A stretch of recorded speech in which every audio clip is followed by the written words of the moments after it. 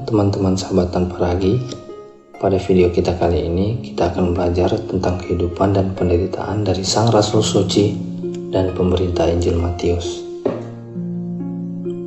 yang diperingati oleh Gereja Kudus pada setiap 16 November.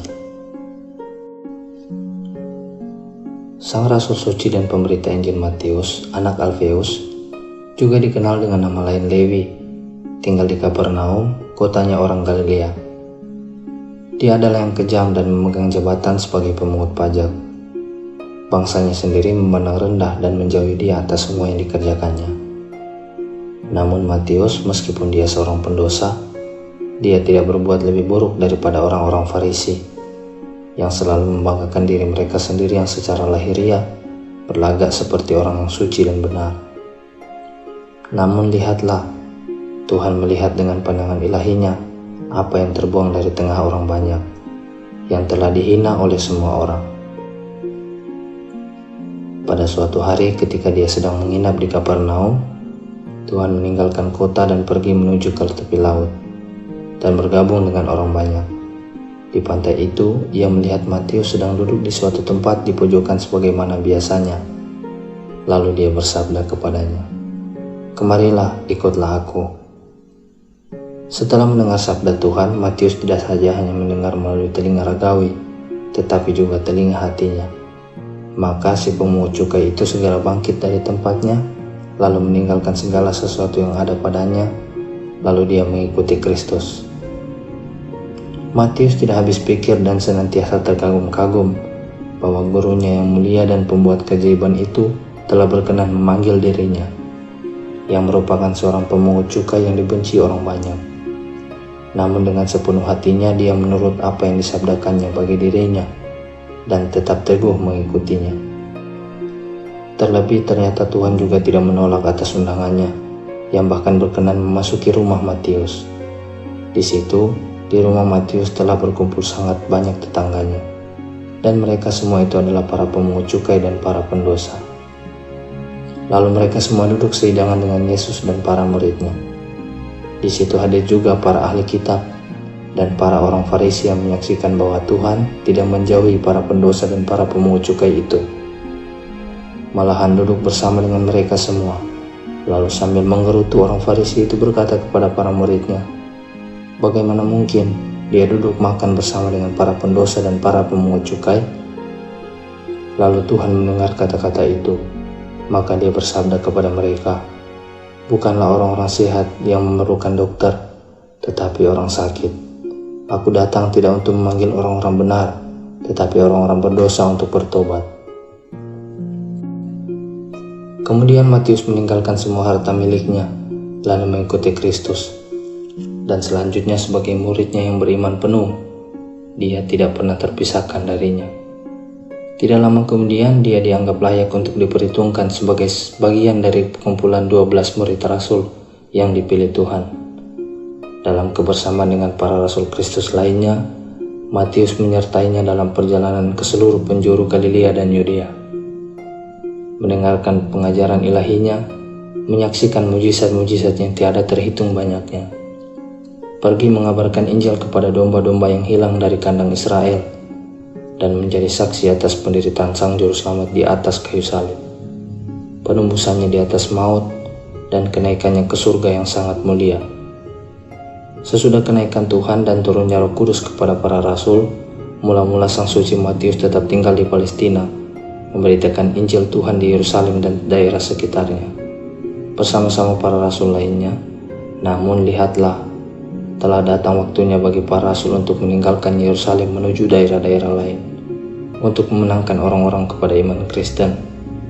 Sebelum Matius meninggalkan Yerusalem, orang-orang Kristen Yahudi di kota itu memintanya untuk menuliskan bagi mereka hukum-hukum dan pengajaran Yesus Kristus.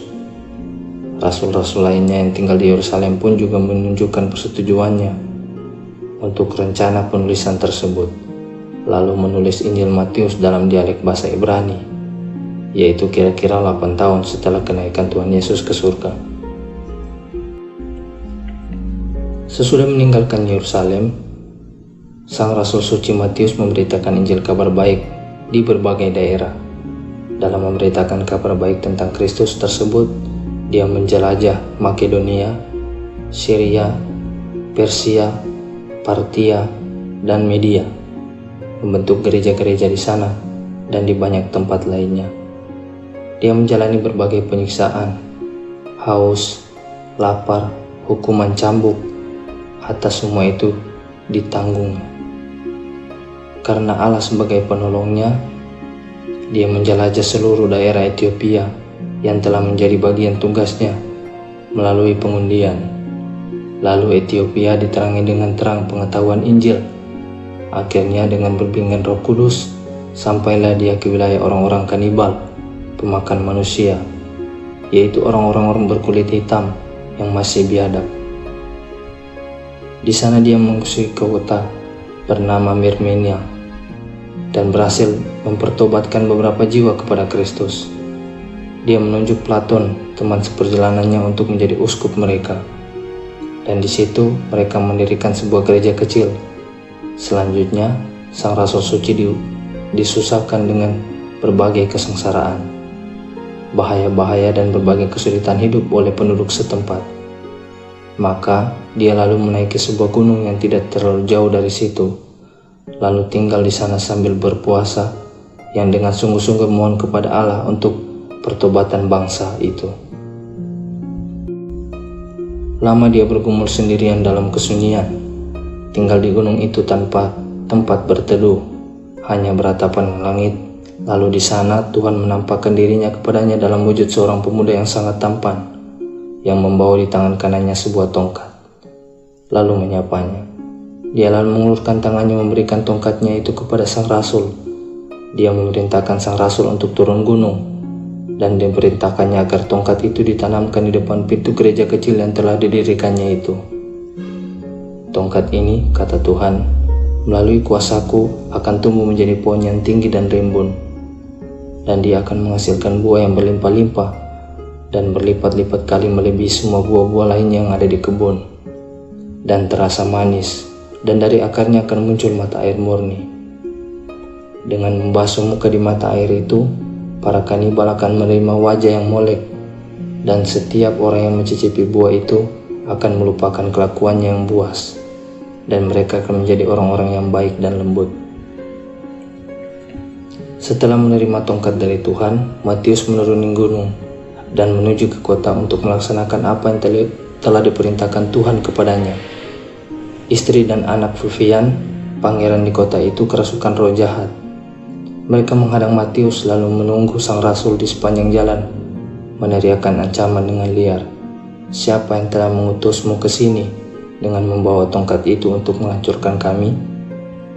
Sang rasul lalu memarahi roh-roh najis itu dan mengusir mereka keluar. Dan kedua orang yang telah disembuhkan itu pun bersujud di kaki sang rasul, dan selanjutnya tanpa perlawanan mengikuti sang rasul. Mengetahui kedatangan sang rasul, Uskup Platon datang menyongsong dengan para petugas gereja yang lain. Lalu sang suci Matius memasuki kota menuju ke gereja, lalu melakukan apa yang telah diperintahkannya kepadanya.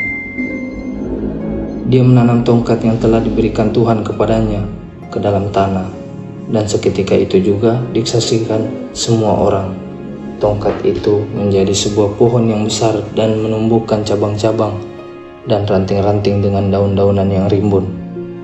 Lalu muncullah buah-buah yang indah dan ranum, besar dan manis, dan mata air muncul dari bawah akar-akarnya. Semua orang yang menyaksikan hal itu terpana dan kagum. Seluruh penghuni kota bersama-sama berkumpul untuk menyaksikan keajaiban itu, dan mereka mengambil bagian untuk mencicipi buah pohon itu, serta meminum air dari mata air yang keluar dari akar-akarnya. Kemudian sang rasul suci Matius berdiri di tempat yang tinggi, memberitakan firman Allah kepada kumpulan orang banyak dalam bahasa asli daerah itu. Dan segera orang-orang itu menjadi percaya kepada Tuhan.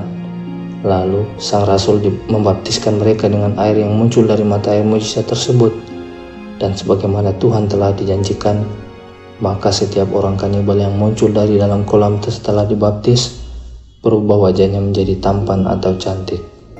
Dan mereka tidak hanya mendapatkan tubuh yang bersih, tetapi juga mendapatkan pemurnian dan keindahan roh, meninggalkan manusia lama dan mengenangkan Kristus sebagai manusia yang baru. Setelah diberitahukan apa yang telah terjadi, Pangeran Fulvian pada awalnya bersukacita atas kesembuhan yang didapatkan istri dan anak lelakinya.